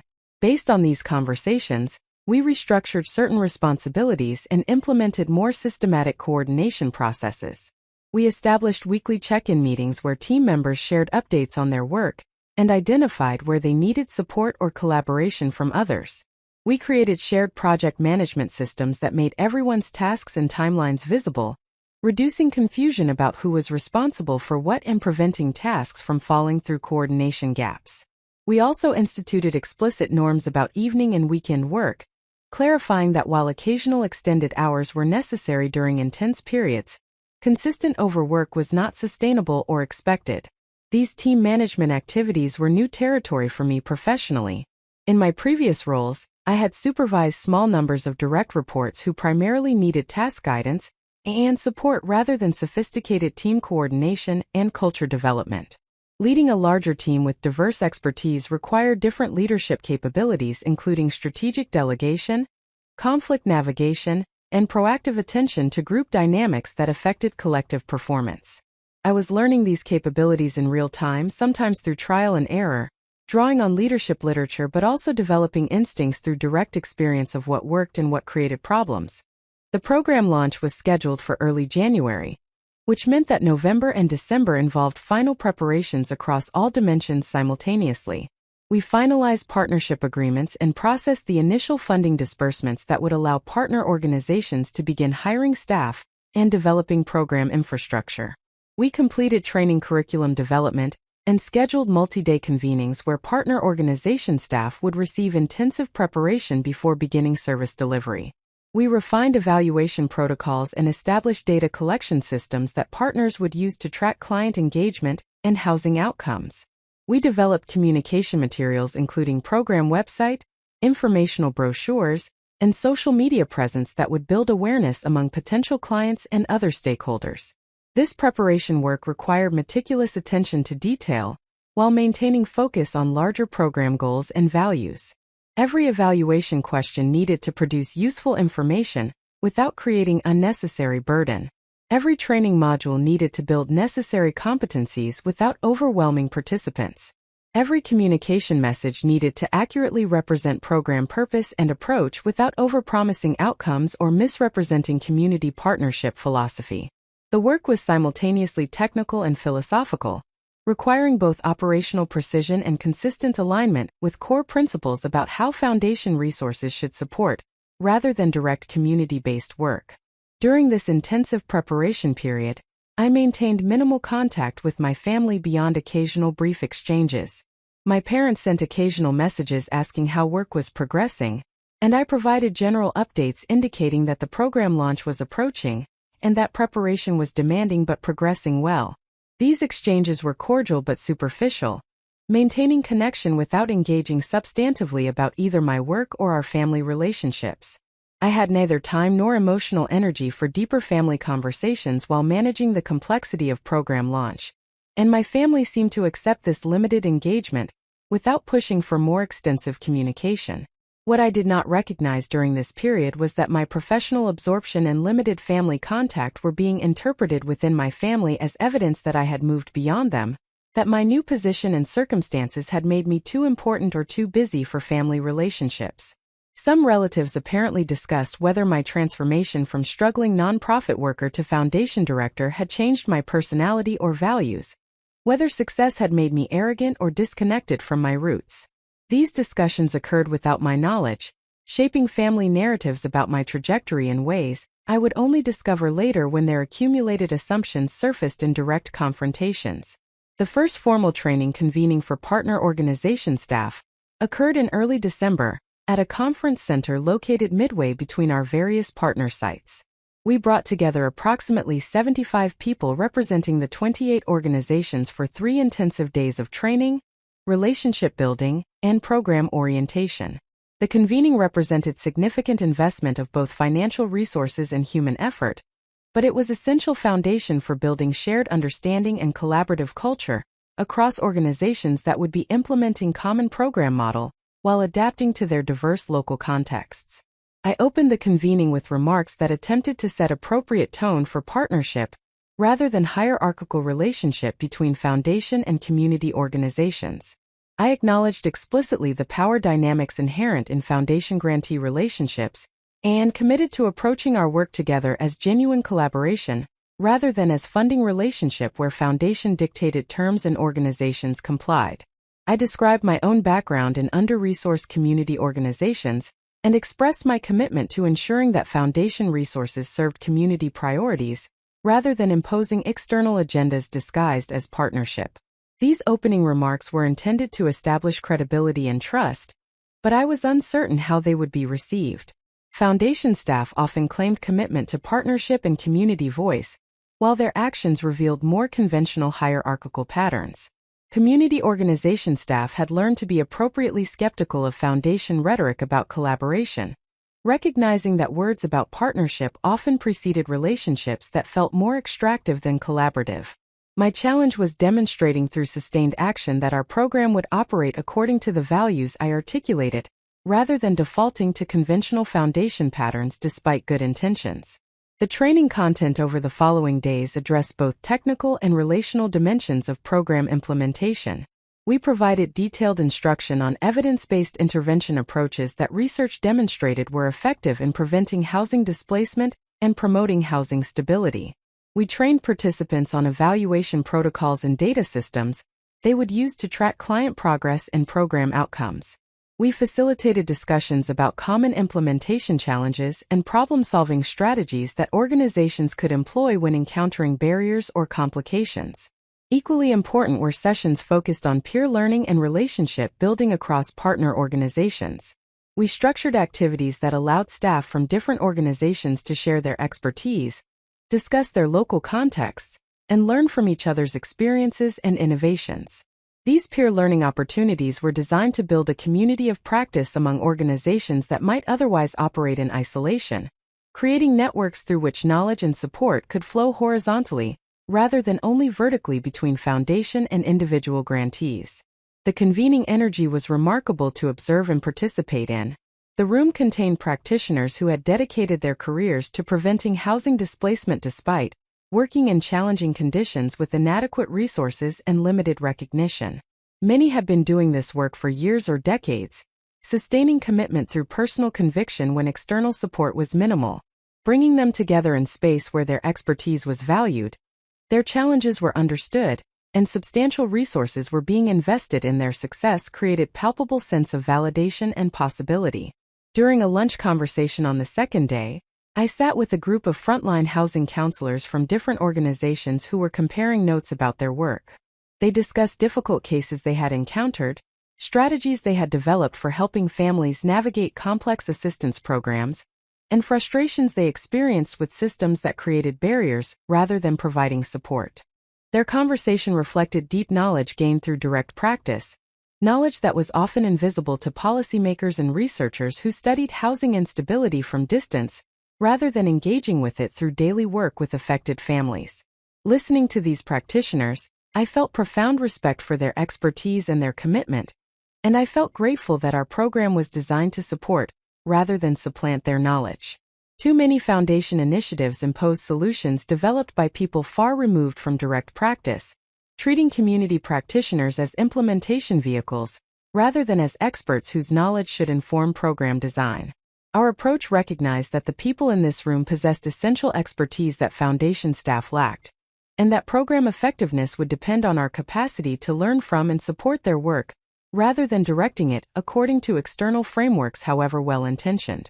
The convening concluded with planning sessions where each partner organization developed initial implementation timeline and identified specific support needs they would require during program launch. These planning sessions were facilitated by my team members who would serve as primary foundation contacts for clusters of partner organizations, providing ongoing technical assistance and problem-solving support throughout the program period.